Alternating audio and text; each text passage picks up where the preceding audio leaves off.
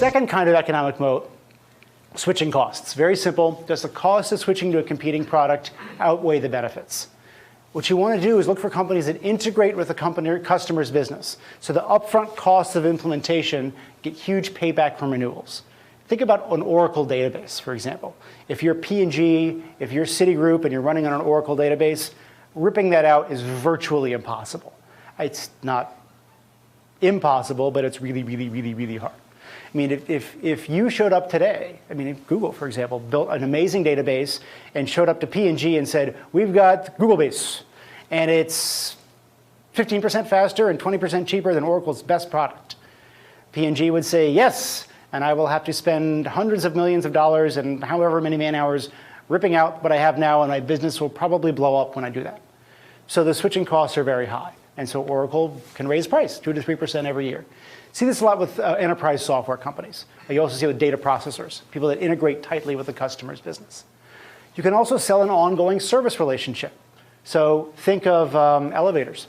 Once you have an elevator in a building, it probably ain't coming out again. And so you get elevator companies like Otis, which is part of United Technologies, Kohn, which is a Finnish company, Schindler, which is German. And their goal is to have a high, what's called attach rate, to attach a service contract to the elevator. Because once that elevator's in there, it ain't coming out again. And so you get this long service relationship. Rolls-Royce. Rolls-Royce typically sells its jet engines on what's called power by the hour.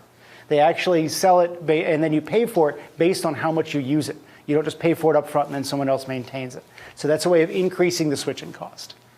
And then you can provide a product with a very high benefit to cost ratio. Favorite example here is a company called Fastenal here in the US.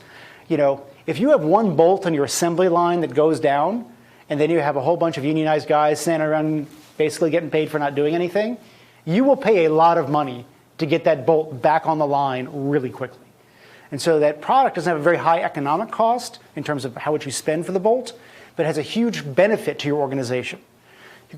Fuchs Petrolube, or Lubrizol, which Berkshire bought a while back, same thing, lubricants.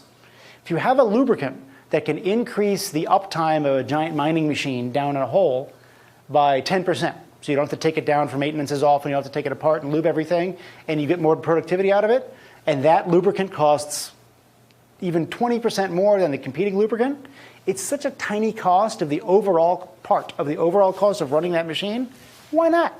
So this high benefit cost ratio is really a cool thing to look for when you're looking for businesses with switching costs.